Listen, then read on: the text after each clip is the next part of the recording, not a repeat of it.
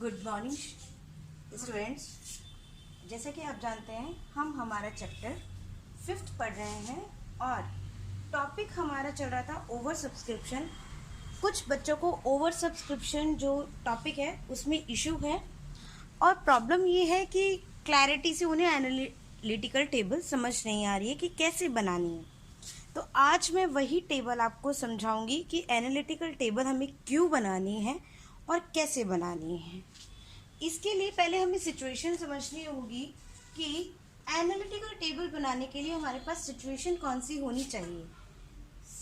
Situation आपके पास होनी चाहिए ओवर सब्सक्रिप्शन की, क्योंकि जो अभी तक हमने पढ़ा कि आपका अगर सब्सक्रिप्शन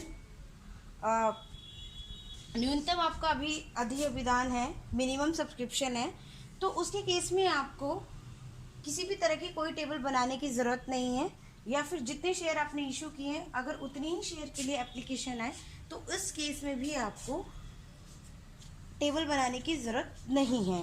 टेबल बनाने की ज़रूरत हमें तब पड़ती है जब हमारे पास एक्स्ट्रा पैसा आ जाता है और उस पैसे का यूज़ हमें नेक्स्ट कॉल पर करना पड़ता है, तो उस केस में हम टेबल बनाते हैं।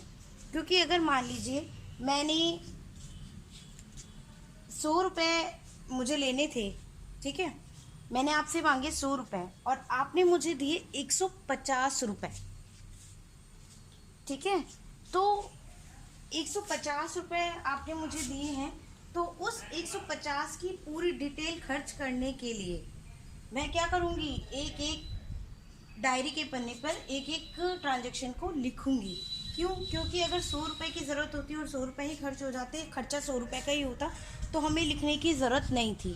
लेकिन हमें ओवर सब्सक्रिप्शन मतलब ज़्यादा के पैसा रिसीव हुआ है तो उस केस में हमें लिखने की ज़रूरत पड़ रही है, क्योंकि वो 50 रुपये में आगे आने वाले टाइम में मुझे यूज़ करने पड़ेंगे, तो इसलिए मुझे वो डिटेल लिखने की ज़रूरत है।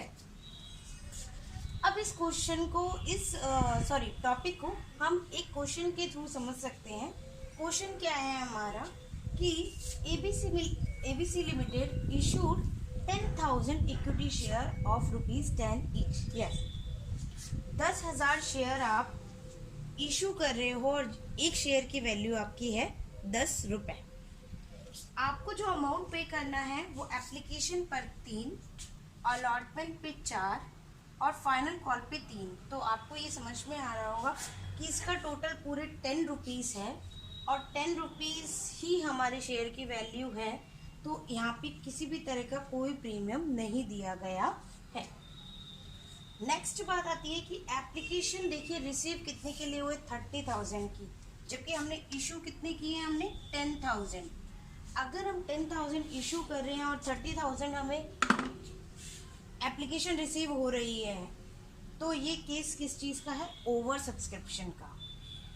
क्योंकि हमें 10,000 से ज़्यादा, अगर 10,000 से 500 भी ज़्यादा होते तो भी ये केस किसका हो जाता, ओवर सब्सक्रिप्शन का। Share holder applied for 10,000 share, मतलब ऐसे शेयर होल्डर जिन्होंने 10,000 शेयर के लिए अप्लाई किया था, company not allotted any share, उन्हें कंपनी ने एक भी शेयर नहीं दिया।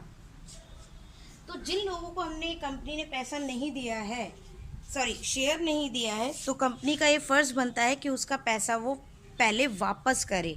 तो हम इस पूरे के पूरे पैसे को जो 10,000 शेयर होल्डर से रिसीव हुआ है 3 रुपये के अकॉर्डिंग हमें वापस करना होगा।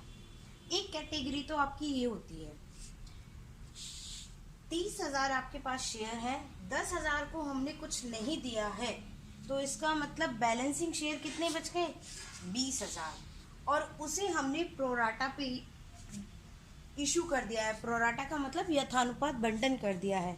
तो अगर हमने उसे प्रोराटा बेसिस पे इशू कर दिया है तो इसका मतलब हम टोटल कितने इशू कर सकते हैं, 10,000, क्योंकि हमारे अलॉट कितने कर सकते हैं, 10,000, क्योंकि हमने इशू कितने किए, 10,000।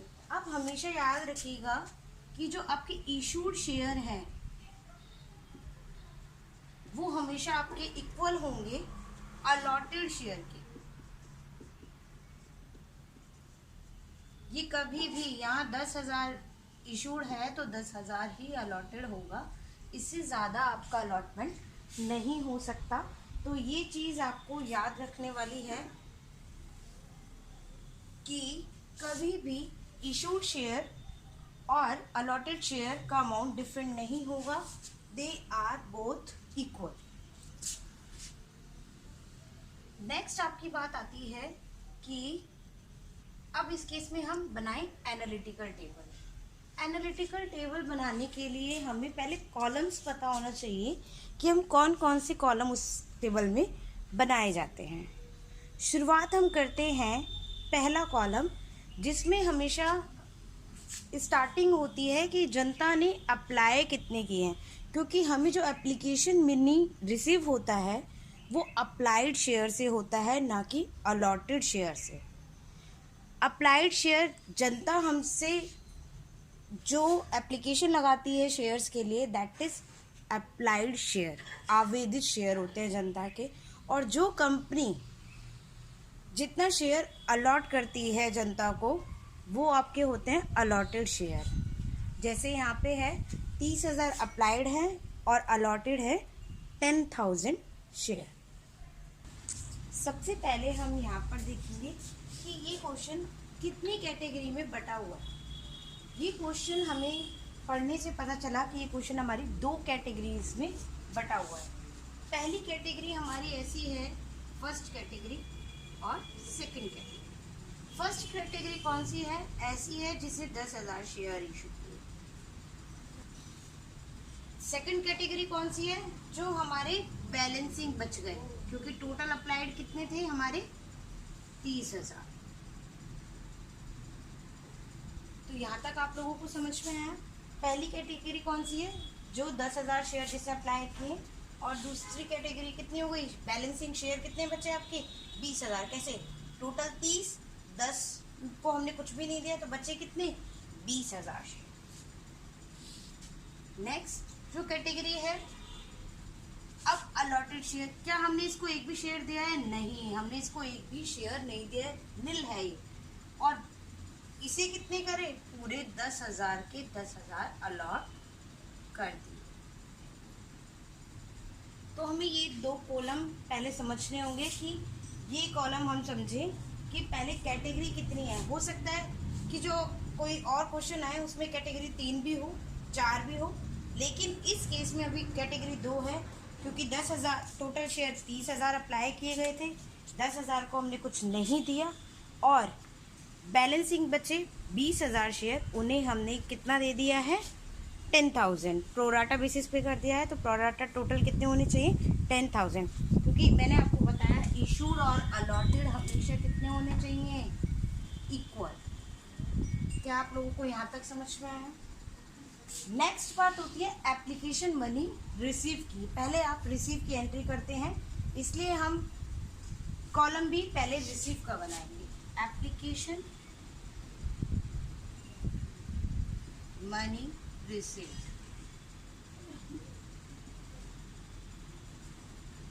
रिसीव आपको हमेशा अप्लाइड शेयर के अकॉर्डिंग हुई हो।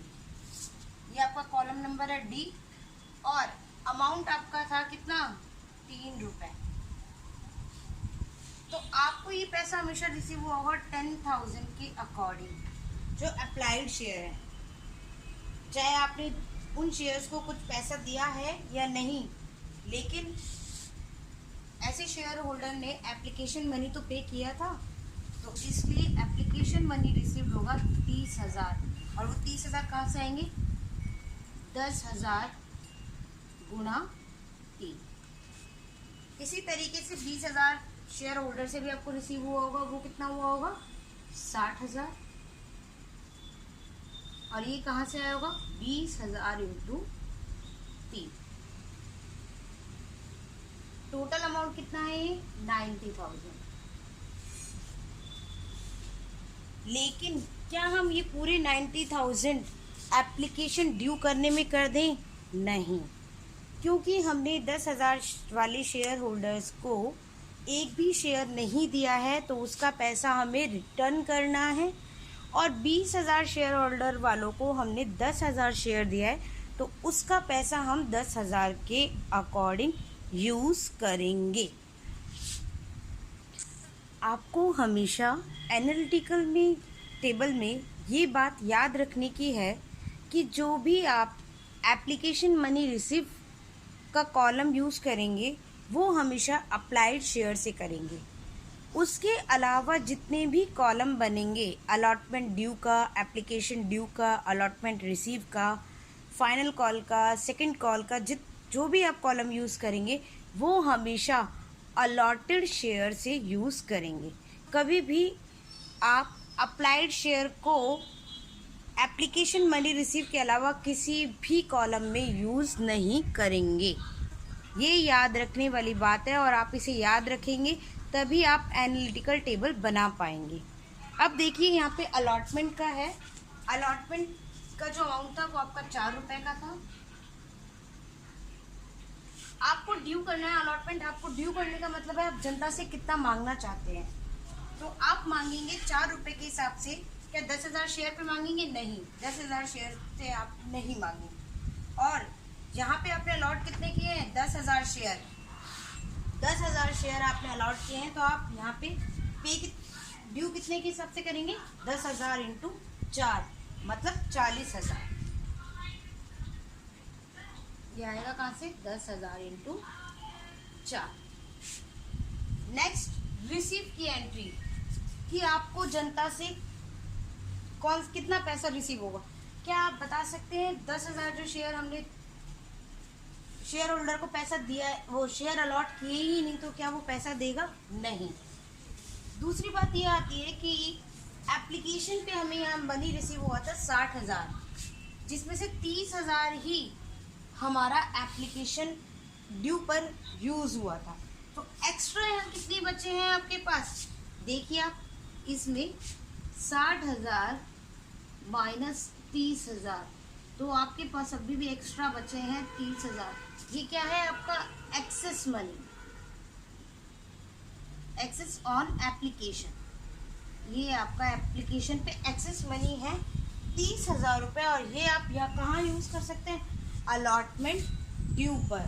तो अलॉटमेंट ड्यू पर आपको मांगने हैं 40,000। 30,000 आपके पास हैं तो आपको सिर्फ और सिर्फ कितना लेना है? 10,000 शेयर और अमाउंट और मांगना है। तो ये एंट्री होगी 10,000 से। ये एंट्री आपकी है 40,000 से। हमने टोटल अलॉटमेंट रिसीव क्या हो जाएगा हमारा? 30,000 ये है हमारे पास प्लस 10,000 ये। टोटल अलॉटमेंट हमारा कितना हो जाएगा? 40,000। ऐसे ही हमें फिर फाइनल कॉल का करना है।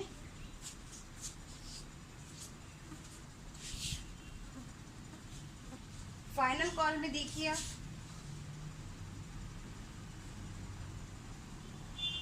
फाइनल कॉल का आपका जो अमाउंट है, फाइनल कॉल ड्यू और ये फाइनल कॉल रिसीव। ये आपको पूरा का पूरा अमाउंट ड्यू होगा। वही 3 रुपये के अकॉर्डिंग था। 10,000 शेयर से नील और 10,000 शेयर से 3 रुपये के हिसाब से 30,000 आपको लेने हैं। और ऐसे ही 30,000 आपको यहाँ लेने हैं क्योंकि आपके पास कोई भी एक्स्ट्रा मनी यहाँ पे एप्लीकेशन का बचा नहीं है। और लास्ट फाइनल में आपको रिफंड करने हैं कौन सा अमाउंट? जो आपने यहाँ 10,000 आपके पास है, ये अमाउंट आपको रिफंड करना है क्योंकि हमने एक भी शेयर नहीं दिए। तो 10,000 यहाँ पे हम रिफंड करेंगे। इसका टोटल होगा 30,000, 30,000 और 10,000 रिफंड।